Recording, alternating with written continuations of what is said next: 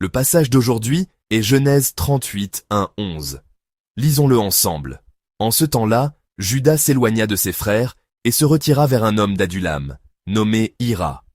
Là, Juda vit la fille d'un Cananéen, nommé Shua. Il la prit pour femme et alla vers elle. Elle devint enceinte et enfanta un fils, qu'elle appela Er. Elle devint encore enceinte et enfanta un fils, qu'elle appela Onan.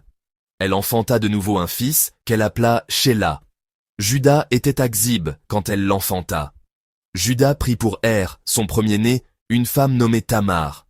Er, premier-né de Juda, était méchant aux yeux de l'Éternel, et l'Éternel le fit mourir. Alors Juda dit à Onan, « Va vers la femme de ton frère, prends-la comme beau-frère, et suscite une postérité à ton frère. » Onan, sachant que cette postérité ne serait pas à lui, se souillait à terre lorsqu'il allait vers la femme de son frère, afin de ne pas donner de postérité à son frère. Ce qu'il faisait déplut à l'Éternel, qui le fit aussi mourir. Alors Juda dit à Tamar, sa belle-fille, « Demeure veuve dans la maison de ton père, jusqu'à ce que Shéla, mon fils, soit grand. » Il parlait ainsi dans la crainte que Shéla ne mourût comme ses frères. Tamar s'en alla, et elle habita dans la maison de son père. Amen. Le chapitre 38 de la Genèse, notre passage d'aujourd'hui, est un texte inséré au milieu du récit de Joseph, qui s'étend du chapitre 37 au chapitre 50. L'histoire de Joseph commence au chapitre 37, mais soudain, le chapitre 38 relate l'histoire de Juda. Cependant, le contenu de ce chapitre n'est pas très édifiant. Il relate en effet l'inceste entre Juda et sa belle-fille, Tamar. Le passage d'aujourd'hui constitue l'introduction à cet événement. Il nous expose les raisons et le contexte qui ont conduit à cette situation. Bien que ce soit un sujet difficile à aborder ce matin, je prie au nom du Seigneur pour que ce moment nous permette de comprendre la parole que Dieu nous adresse à travers ce texte. Le chapitre 38 commence au verset 1 par les mots « en ce temps-là ». Cette période correspond au moment qui suit la vente de Joseph en Égypte. Cet acte semble avoir provoqué de graves tensions entre les frères. Selon certains commentaires bibliques, Juda, incapable de supporter le remords, aurait quitté ses frères dans un esprit de repentance. C'est ainsi que Juda est descendu à Adulam, l'une des villes cananéennes situées dans la vallée d'Hébron. Descendu à Adulam, Juda a épousé la fille d'un Cananéen nommé Shua. Mais ce faisant, Juda a commis un acte qui déplaît à Dieu. En épousant une femme étrangère, une Cananéenne, il nous montre qu'il traversait une crise spirituelle profonde. C'est aussi par ce mariage que du sang païen est entré dans la lignée du Messie, qui devait naître de Juda. Ainsi mariés, Juda et la femme cananéenne eurent 3 fils. Lisons ensemble notre passage, des versets 3 à 5. Elle devint enceinte et enfanta un fils qu'elle appela Er. Elle devint encore enceinte et enfanta un fils qu'elle appela Onan. Elle enfanta de nouveau un fils qu'elle appela Shéla. Juda était à Xib quand elle l'enfanta. Amen. Se marier et avoir des enfants est une grande bénédiction. Cependant, compte tenu de l'avenir tragique de ses fils et de son mariage avec une Cananéenne, il nous est difficile de nous réjouir sans réserve. Ainsi, il eut 3 fils, mais entre le verset 5 et le verset 6, une longue période s'est écoulée. En effet, après le récit de la naissance de ses 3 fils, le verset 6 nous dit qu'il a marié son premier-né, Er, à une femme nommée Tamar. Il semble qu'une période de 10 à 20 ans se soit écoulée. Juda a voulu marier ses fils tôt, probablement pour chercher à stabiliser leur vie. Cependant, la réalité fut différente des espoirs de Juda. Au verset 7, nous voyons que le premier-né, Er, meurt. Lisons ensemble le verset 7. Er, premier-né de Juda, était méchant aux yeux de l'Éternel, et l'Éternel le fit mourir. Amen. Le texte dit que Dieu a fait mourir Er. Pour quelle raison? Le verset 7 précise que c'est parce que Er était méchant aux yeux de Dieu. La nature exacte de sa méchanceté n'est pas décrite dans la Bible. Certains commentaires suggèrent que Er, à l'instar des habitants de Sodome, était sexuellement dépravé. Cependant, l'important ici n'est pas de connaître la nature de sa méchanceté. Ce qui est crucial, c'est que Dieu est le mal. Quelle que soit la faute d'Er, c'est parce qu'il y avait du mal en lui que Dieu, qui est le mal, l'a fait mourir.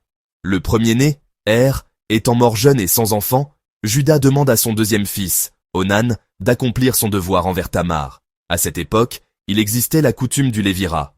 Cette coutume était une obligation, Si un frère mourait sans laisser de descendance, son frère devait prendre soin de la veuve et lui donner un fils afin que la lignée du défunt ne s'éteigne pas.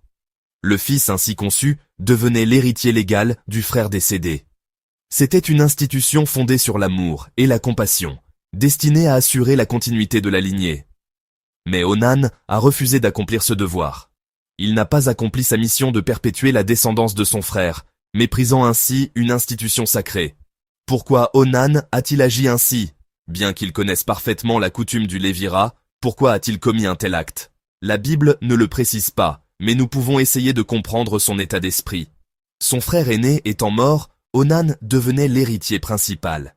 S'il donnait un fils à Tamar, cet enfant serait légalement considéré comme le fils d'Er et hériterait du droit d'aînesse à sa place. Onan aurait donc eu la charge d'un enfant qui ne porterait pas son nom, tout en perdant sa nouvelle position d'héritier. Son acte semble donc motivé par l'égoïsme et la cupidité. Ainsi, poussé par son égoïsme et sa convoitise, Onan a rejeté cette coutume fondée sur l'amour fraternel. Il a manqué à son devoir et méprisé une institution sacrée aux yeux de Dieu. Cet acte déplut grandement à Dieu. Dieu a jugé mauvais le comportement d'Onan, qui, par son geste, a rejeté la volonté divine de procréation, soyez féconds et multipliés, ainsi que les institutions sacrées de la famille. En conséquence, Onan, tout comme Er, a péché devant Dieu et en est mort. Juda avait donc perdu 2 de ses fils. Dans ce cas, selon la coutume du Lévira, c'était au 3e fils, Shéla, de perpétuer la lignée. Mais, consumé par la douleur et la peur d'avoir déjà perdu 2 fils, Juda renvoie sa belle-fille Tamar dans la maison de son père, en lui demandant d'attendre que Shéla soit grand. Ainsi, Juda commet à son tour une grave faute. Par peur, il se soustrait au devoir imposé par Dieu. Le passage d'aujourd'hui relate donc une succession d'actes mauvais. Chers frères et sœurs bien-aimés, il y a un point essentiel que nous devons retenir de la parole d'aujourd'hui. Dieu est le mal. Er est mort parce qu'il était méchant aux yeux de l'Éternel. Onan est également mort parce qu'il a commis le mal en refusant d'appliquer l'institution établie par Dieu. Mais le premier mal a été commis plus tôt par Juda, qui a épousé une Cananéenne, désobéissant ainsi à l'ordre de Dieu. On peut penser que la désobéissance de Juda a eu des conséquences sur ses enfants. Ainsi, les personnages de Genèse 38 avaient chacun leur propre péché, et le texte nous montre comment ils en sont morts. Parce que Dieu hait le péché et le mal, nous devons nous en détourner. Et puisque nous ne pouvons vaincre ce mal par nos propres forces, nous devons vivre en dépendant encore plus de Dieu. Je crois que lorsque nous nous appuierons ainsi sur lui, il nous soutiendra et nous guidera. Voilà qui est notre Dieu. Il est celui qui a pardonné même à Juda, qui avait commis de graves péchés. Et il est celui qui a fait de lui un ancêtre du Messie, notre Dieu d'amour. De même, c'est notre Dieu qui a permis à Tamar, une femme étrangère, d'être inscrite dans la généalogie de Jésus. Puissions-nous toujours nous souvenir que ce Dieu d'amour et de compassion, ce Dieu qui nous fortifie, est notre Père. C'est pourquoi je prie pour que nous cherchions avant tout à nous détourner du péché et du mal. Et je prie au nom du Seigneur pour que nous puissions tous vivre en nous appuyant davantage sur Dieu, qui est notre force.